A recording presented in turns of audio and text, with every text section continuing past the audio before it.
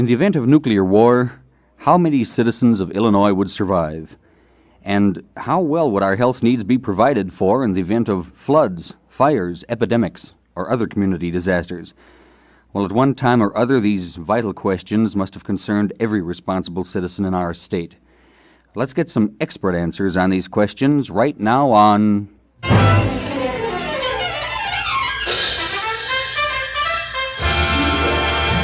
Medical Interview.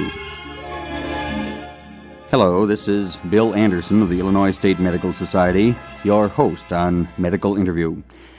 With us today is Dr. Max Klinghoffer, Chairman of the Illinois State Medical Society's Disaster Medical Care Committee. Dr. Klinghoffer, of course, talk of atomic wars and disasters certainly aren't pleasant to any of us, but I think we all know that they are possible. The question seems to be just how capable would Illinois citizens be of surviving such a disaster? Well, Bill, first of all, as you know, the Disaster Medical Care Committee is preparing for the care of sick and injured in case of any type of disaster, not just in case of an act of war. We're preparing to take care of the people in case of any natural disaster. While we have a long way to go and there's much more preparation needed, I think that probably very few people in the state realize how much has already been done in preparation for disaster care. We have had training programs in cooperation with the State Medical Society and the State Civil Defense Agency for emergency hospital work and for the medical self-help training program. Well, Doctor, you say medical self-help. Now, does this mean teaching people to actually help themselves in the event of a disaster? Yes, this is a program designed jointly by the American Medical Association and the United States Public Health Service for just that purpose, to teach people how to care for themselves until a doctor is available. Well, this is really then the same, is it, as a first aid course, or is it more expensive than that? The medical self-help program includes, I believe, everything that the better first aid courses include, plus a great deal more. Mm-hmm. Well, just how would I enroll, for example, if I wanted to learn about these subjects? Well, the principal method of enrollment for medical self-help would be this. You, for example, would go to the civil defense director in your own community.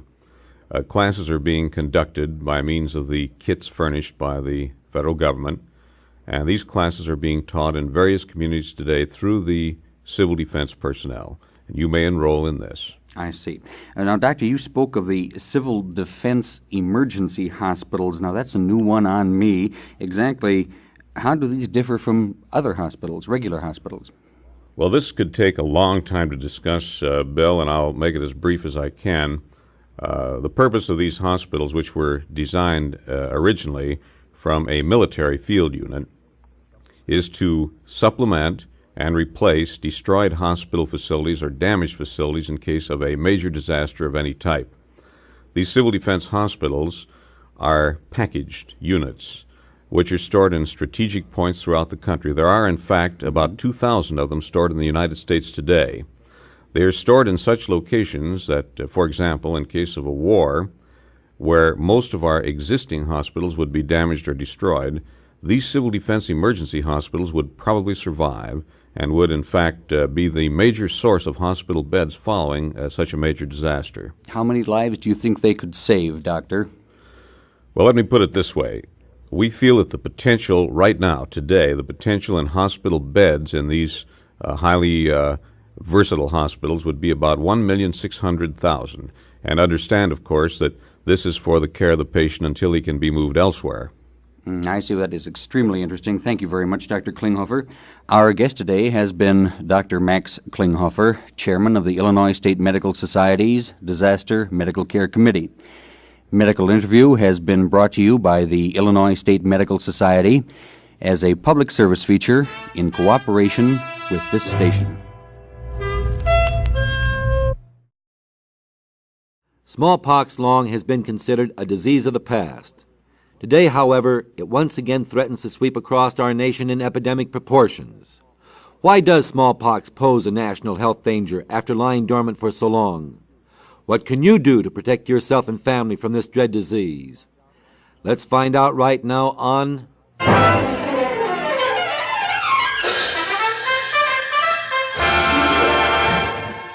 Medical Interview.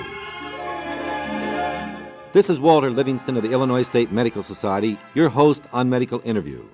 With us today is Dr. Harvey Kravitz, Chicago pediatrician and clinical assistant professor of pediatrics at the University of Illinois. Dr. Kravitz, why is medicine once again sounding the alarm against smallpox? Well, smallpox is a disease that is still with us today. It is found in Pakistan, India, South America, and even occasionally in Europe. And with high-speed airplane travel, it is vital that we protect this country and ourselves against this disease. Doctor, how can smallpox be transported from abroad when by law persons are required to be revaccinated upon re-entering the United States? It is possible to be revaccinated and still not develop immunity. A so-called immediate reaction is not synonymous with the development of immunity. How can someone determine if his vaccination has been successful? The best person to determine whether a vaccination is successful is the doctor. The doctor should look at the vaccination or revaccination 5 to 7 days after it is performed. How often should persons be revaccinated to remain protected from smallpox? In endemic areas, revaccination should be done from 1 to 3 years. In areas where smallpox does not exist, 5 years is satisfactory. Dr. Kravitz, I understand that you have developed a new method of smallpox vaccination. What advantages does it have over the conventional type? The advantages of my new method of vaccinating is that it can be performed very rapidly in large numbers of people, so that it would be an advantage in public health work. Also, it leaves very small scars, and it is very easily performed by non-medical personnel. Nurses can do it, and the results are usually uniform. Exactly what are the dangers of not keeping up with smallpox immunization? The dangers of not keeping up with smallpox immunization are that you may have a population which is extremely susceptible to one of the worst diseases that medicine knows. In the United States today, 75% of the people are estimated to be susceptible to smallpox because of the lack of keeping up with their immunizations. Dr. Kravitz, what are the symptoms of smallpox? The symptoms of smallpox are a high fever, severe prostration, shock, coughing, a severe pustular rash which would cover the entire body. Severe scarring and disfigurement often takes place in the people who survive. The disease has a very high fatality rate. Dr. Kravitz, what causes smallpox?